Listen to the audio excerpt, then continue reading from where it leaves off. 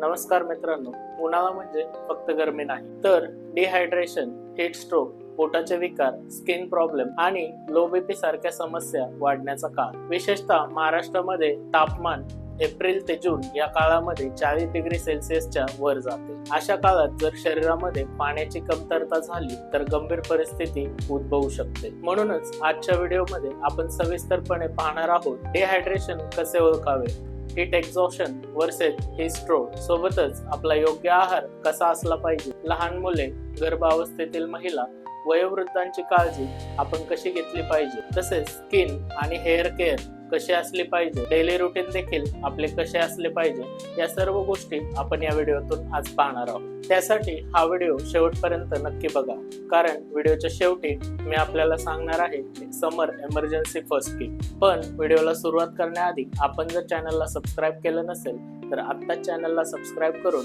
व्हिडिओला लाईक करून आपल्या फ्रेंड्स आणि फॅमिलीमध्ये शेअर करायला विसरू नका. नमस्कार मित्रांनो, मी कुणाल माने स्वागत करतो आपल्या YouTube channel DRX Kunal Mane मध्ये. चला तर उशीर न करता व्हिडिओला सुरुवात करूया. पहिलं म्हणजे डिहायड्रेशन म्हणजे नेमकं काय. जेव्हा आपल्या शरीरातील पाणी उलटी, लघवी, घाम याद्वारे शरीराबाहेर टाकले जाते आणि आपण ते भरून काढत नाही, तेव्हा होणारा त्रास म्हणजे डिहायड्रेशन. त्यामध्ये जर बघायला गेलो तर काही अर्ली सिम्पटम्स आपल्याला बघायला मिळतात, जसं की तोंड कोरडे पडणे, खूप जास्त तहान लागणे, लघवीचा रंग गडद पिवळा असणे, डोकेदुखी होणे, थकवा वाढणे. तर सिव्हिअर सिम्पटम्स जर बघायला गेलो तर त्यामध्ये चक्कर येणे, बीपी कमी होणे, हृदयाचे ठोके वाढणे, तसेच आपली शुद्ध हरपणे किंवा गोंधळून जाणे, असे काही परिणाम आपल्याला सिव्हिअर सिम्पटम्स मध्ये जाणवू लागतात. म्हणूनच आपण दररोज साधारणतः किती पाणी पिले पाहिजे, ते म्हणजे सामान्य व्यक्तीमध्ये 2.5 ते 3 लिटर किमान आपण दिवसभरात एवढे पाणी पिले पाहिजे. जर कोणी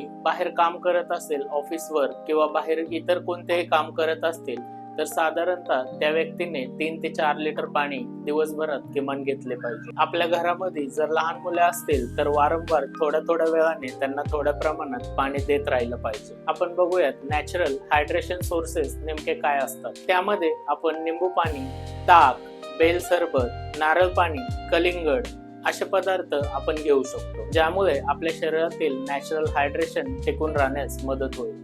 थंड कोल्ड ड्रिंक्स पिणे हे आपण कधीही टाळले पाहिजे. त्यामुळे आपल्या शरीरातील साखर ही जास्त प्रमाणात वाढण्याची शक्यता असते आणि आपल्या शरीराचे हायड्रेशन जास्त वेळ टिकून राहत नाही.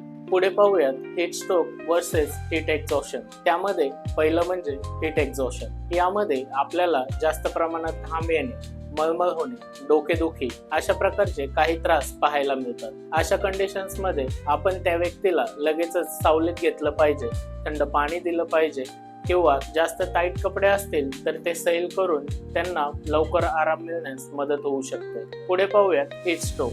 आपल्या शरीरामध्ये हीट स्ट्रोक जर झालाच तर आपल्या शरीराचे तापमान 40 डिग्री सेल्सिअस पेक्षा जास्त जाऊन आपल्या शरीरातील घाम येणे बंद होते. त्याची लक्षणे जर बघायला गेलो तर त्वचा अगदीच गरम आणि कोरडी पडते. सोबतच त्या व्यक्तीचा गोंधळ उडतो, बोलण्यात अडचण होते आणि बेशुद्धी देखील येऊ शकते. त्याला आपण एक मेडिकल इमर्जन्सी देखील म्हणू शकतो. त्यासाठी आपण छोटासा फर्स्ट एड देखील देण्याचा प्रयत्न करू शकतो. तो म्हणजे त्या व्यक्तीला पटकन सावलीत घ्या, त्याची त्वचा थंड पाण्याने पुसून काढा, पंखा लावा किंवा शक्य असल्यास त्वरित हॉस्पिटलमध्ये घेऊन जा. पुढे पाहूयात समर डाएट आणि प्लॅन. त्यामध्ये आपला सकाळचा डाएट नेमका कसा असला पाहिजे हे आपण पाहूया. सकाळी उठल्या आपण कोमट पाण्यामध्ये एक अर्धा लिंबू घेऊन आपण ते पिऊ शकतो. दुसरं म्हणजे फळे, ज्यामध्ये पपई, डाळिंब, कलिंगड असे पदार्थ आपण घेऊ शकतो, ज्यामुळे आपल्या शरीरातील हायड्रेशन टिकून राहण्यास मदत होते. नाश्त्यामध्ये आपण ओट्स, उपमा, पोहे अशा प्रकारचे पदार्थ रोजच्या नाश्त्यामध्ये आपण घेऊ शकतो. दुपारच्या जेवणामध्ये भात, वरण, काकडी, सलाद,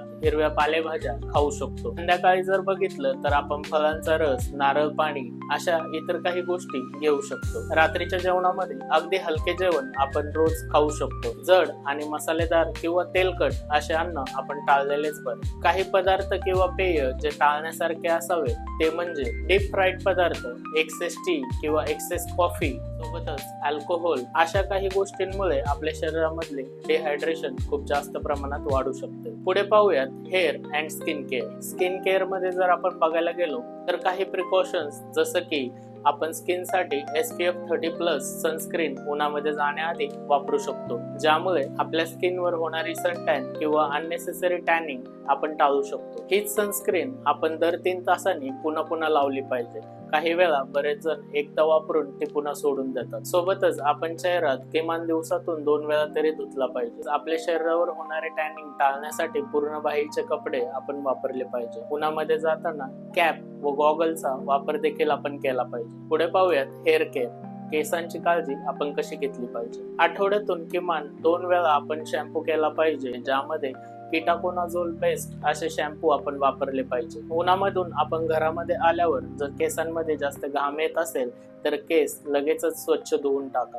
पुढे पाहूयात स्पेशल केअर ग्रुप, ज्यामध्ये गर्भवती महिला, वृद्ध आणि लहान मुले यांचा समावेश असतो. लहान मुलांसाठी जर बघायला गेलं तर त्यांची उन्हाळ्यात खेळण्यासाठीची वेळ संध्याकाळी 5 ते 6 नंतर अगदी उत्तम. लहान मुलांना साखरयुक्त पेय देण्यास टाळावे. वयोवृद्धांमध्ये वेळोवेळी बीपी तपासणे, त्यांची औषधे योग्य त्या वेळी वेळोवेळी देत राहणे, सोबतच त्यांना आधीमध्ये पाणी देत राहणे. गर्भवती महिलांनी जास्त वेळ उभे राहणे टाळावे आणि नियमित आपली बॉडी हायड्रेटेड कशी राहील याची काळजी घ्यावी. पुढे पाहूयात आयडियल समर रुटीन कसा असला पाहिजे. सकाळी 6 ते 8 दरम्यान आपण व्यायाम करू शकतो. घरी असाल तर दुपारी विश्रांती देखील घेऊ शकतो किंवा ऑफिसला वगैरे असाल तर दिवसभर वेळोवेळी पाणी पिऊन आपली बॉडी हायड्रेटेड ठेवू शकतो. दुपारच्या वेळेस म्हणजेच 12 ते 4 या वेळेमध्ये आपण शक्यतोवर बाहेर जाणे टाळलेलेच बरे. कपड्यांच्या वापरामध्ये सैल आणि कॉटनचे कपडे आपण नेहमी वापरले पाहिजे. म्हणूनच मित्रांनो, आपण उन्हाळ्यामध्ये आपल्या शरीराची किंवा आपली योग्य काळजी घेतली तर पूर्ण उन्हाळा म्हणजेच हा पूर्ण उन्हाळ्याचा सीझन आपण एनर्जेटिक राहू शकतो. आणि जर आपल्याला हा व्हिडिओ उपयुक्त वाटला असेल तर लाईक, शेअर आणि चॅनलला सबस्क्राईब नक्की करा आणि आपला अनुभव कमेंटमध्ये नक्की सांगा. तसेच मला कमेंटमध्ये नक्की सांगा की आपल्याला पुढचा व्हिडिओ कोणत्या विषयावर हवा आहे. चला तर मित्रांनो, अपेक्षा करतो की आजचा व्हिडिओ आपल्याला नक्कीच आवडला असेल. भेटूयात पुढच्या व्हिडिओमध्ये नवीन काहीतरी घेऊन. तोपर्यंत आपल्या शरीराची आणि आपल्या आरोग्याची काळजी घ्या.